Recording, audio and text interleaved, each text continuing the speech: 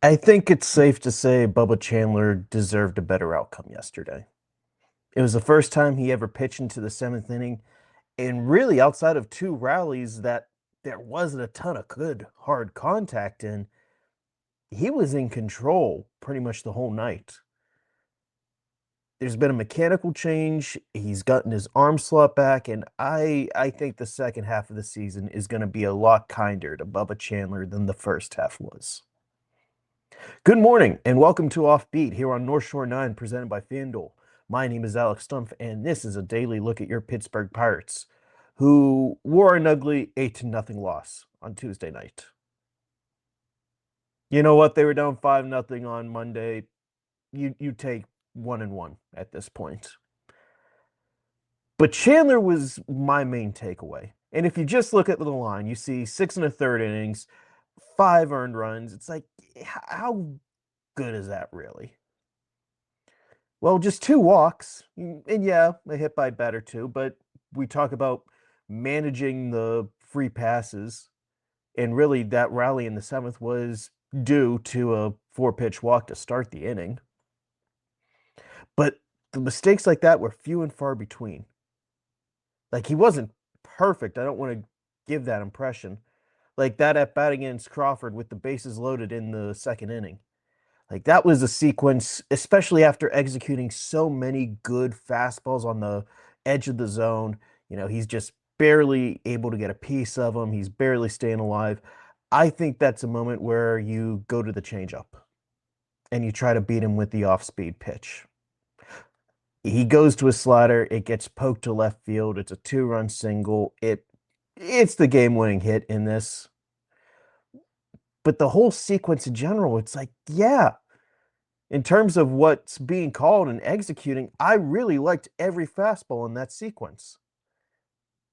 I really liked a lot of the intent of going breaking ball at that point, or at least off speed. I preferred the off speed, but I think he pulled the trigger at the right point. There was another really good at bat earlier that inning against Brandon Marsh where he went to that breaking ball with two strikes, just missed off, and then he went back to the fastball, gets a strike at the letters. Those are the pitches Bubba Chandler wasn't really executing enough the first half of the season. And I wrote for Book Rule Bucks in May about how his arm slot, his arm angle was getting too high. We could go into what's the reason for that. I theorized that he was pushing off the mound too hard, but the arm angle was higher than we had ever seen it, and the control was worse than we had seen it. And he needs that fastball. He is pitching off of that fastball. As good as the changeup is, the slider has its pluses too, but he is going to pitch off that fastball. He needs that to be delivered in a good spot. He has to feel good about that delivery. And he's been doing that of late. I looked at the arm slots, and it's pretty much a 50-50 split of a season where whenever the arm slots started to go back down, it was like a 3.62 ERA entering play on Tuesday with like a 3.26 FIP. Now, that's going to go up as a result of what we saw on Tuesday, but still, it's a good FIP. He's going deeper into games than we have seen. I like Don Kelly's let him roll mindset, sending him back out for the seventh, see if he can do something that he hasn't done as a pro. I can't help but feel like it's more a product of the bullpen's in a bad spot. And can we trust them to keep us in the game? Who gives us a better chance of keeping us in the game? Is it sending Bubba Chandler out into uncharted territory or going to a relief pitcher? And the way that Bubba had been pitching, I get the mindset. I get the mindset. And it wasn't going to make a difference if the offense wasn't going to score a run anyway. But that inning goes a little off the rails. Both of his runners he left on base come in to score. The final line doesn't reflect how well Bubba Chandler pitched. This is the guy we thought we were going to see all season. Just someone who is going to relentlessly attack, have that fastball, attack at the top of the zone with it, and then whatever secondary pitches are going to come off of it, he's going to beat you. He's going to try to overpower you. And you can't really do that whenever you walk a ton of batters for most of the season. And that's been the issue for him for a lot of this year. He needs to be able to stay in the zone, win in the zone. And that's why the arm angle, raising that, was such a concern, in my opinion. I chatted with him about it during the last homestand, and he did agree. His arm angle got to a spot that didn't quite feel right. He attributed it to needing to understand his body better at the beginning of the year. There was an issue there. He declined to go into too much detail. I'm not going to pry too hard with something like that. But it was illuminating to see a guy who's like, yeah, my arm angle wasn't where I wanted it to be. It's in a better spot now. It feels more comfortable now. And one of my big takeaways is you've got a young player then who is learning from the game and is learning from his body and is making a big mechanical adjustment to get back to where he needs to. The arm slot is back to what we have seen whenever he was in AAA and what we saw last year in the major leagues. It's in that really good arm slot again, the one that had made him a top prospect. And I think that needs to be put into consideration whenever you look at Bubba Chandler. Because it's not that long ago, it was a decade ago, the Pirates promoted another really hard-throwing right-handed pitcher who was a consensus top prospect, if not the top pitching prospect, whatever he was called up. And that was Tyler Glasnow. And he had these immense control issues, and it derailed his career with the Pirates. And I could see how people would be like, oh, it's Tyler Glasnow all over again. No, it never really was. I was a baby freelancer whenever Glasnow was in town. Like he was beat up. He never had the mental, fortitude at the moment to handle what he was going through. Chandler, he was frustrated, but Bubba Chandler is the type of guy that channels that frustration into work. And he was able to do that.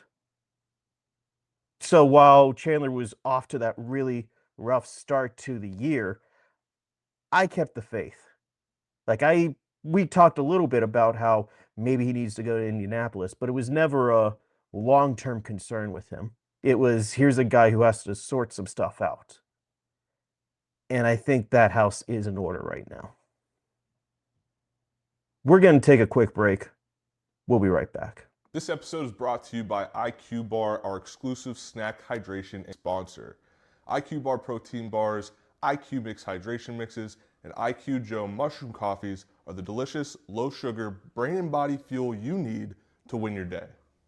The Ultimate Sampler Pack is a great way for you to try all IQ Bar products and flavors. You get 9 IQ bars, 8 IQ Mix sticks, and 4 IQ Joe sticks. All IQ Bar products are clean label certified and entirely free from gluten, dairy, soy, GMOs, and artificial ingredients. With over 20,000 5-star reviews and counting, more people than ever are fueling their lifestyles with IQ Bar's brain and body boosting bars, hydration mixes, and mushroom coffees. The Ultimate Sampler Pack includes all 3. My personal favorites so far have been the almond butter chip and the iced tea lemonade hydration mix. It's just really full of flavor. I love starting my day with it, and I couldn't imagine starting my day with anything else other than IQ Bar products. Right now, IQ Bar is offering our podcast listeners 20% off all IQ Bar products, including the Ultimate Sampler Pack, plus free shipping. To get your 20% off, text MLB to 64,000. That's MLB 64000. Message and data rates may apply. See terms for details. I can't get over just 2 walks.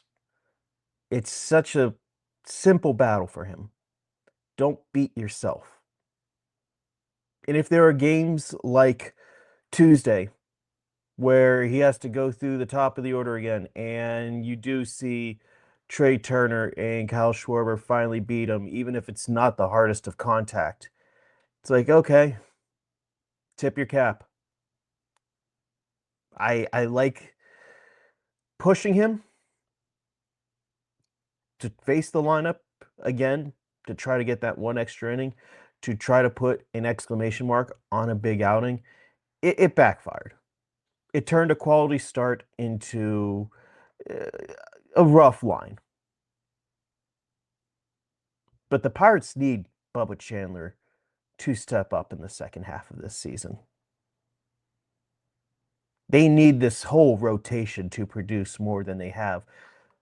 But Chandler is one of those guys who I think does have such a high ceiling that his first half production could be increased in the second half. He could be a better player in the second half than he was in the first half. I think he's in a better spot mechanically. I think he's in a better spot mentally. And whenever you have Paul Skeens, who's on this 8-game losing streak, you have Mitch Keller, who is not pitching as effectively as he has in the past. You've got question marks with Jared Jones. Really, right now, Braxton Ashcraft is kind of the closest thing this rotation has to a sure bet right now. Like, Paul Skeens could obviously, like that, and fix the issue and get back on a roll like we've seen in the past, but he hasn't as of late. The Pirates need people in this rotation to step up, and Bubba Chandler has that potential. I came into the year and I predicted that he was going to be the Pirate who competes for Rookie of the Year over Connor Griffin. Now, I don't think either of them are going to be in the top 3 or top 5 this year. Connor Griffin missing that time to the injured list. He's going to need a really, really strong finish to be in any sort of discussion against someone like Weatherholt. And Chandler, just too many walks. His first half of the season wasn't that great, but I saw the vision of like, yeah, this guy could be this team's number 3 starter, maybe even a number 2 starter behind Paul Skeens, depending on what happened with Ashcraft. And I still think second half of the season, he could be their second or third best starter down the stretch. At a time whenever we're seeing Braxton Ashcraft, and we're going to have to be mindful of innings and what his future is. And can Mitch Keller go deep into games? And will Jared Jones ever be able to go deep into games? It's encouraging to see a starting pitcher go out for the 7th inning, especially one that's not Paul Skeens. I don't think Bubba Chandler a couple weeks ago was in a spot where that was even being considered. Even if he had a really good night, that he would go out for a 7th inning. Yeah, it backfired this time, but the way he got there was really encouraging. The Pirates need someone like him to step up in the second half of the season. He's in a much better spot mechanically. He seems to understand his body a little better. Go read book rule bucks for that type of stuff. But there is something at play here that I think could make him a factor in the second half of this season. Thank you so much for listening to Offbeat here on North Shore Dive, presented by FanDuel. If you haven't already, be sure to subscribe wherever you find podcasts, or check us out on YouTube to see my smiling face. Thank you so much for listening. We'll talk again tomorrow. All right, that wraps up this episode of North Shore 9. Thanks so much for tuning in, whether you're listening on the podcast or catching us on YouTube. If you enjoyed the show, please give this video a thumbs up, and don't forget to hit that subscribe button if you haven't already. It really helps us grow. And if you're listening on the podcast, a quick review goes a long way in helping others find the show. Plus, be sure to tell a friend about us. There's always room for more here in the NS9 community. And for those looking to support us a little more, consider joining our Patreon, become an MVP member, and get exclusive perks while helping us continue to bring you more of the Pirates content you love. Thanks again for all your support, and let's go Bucks.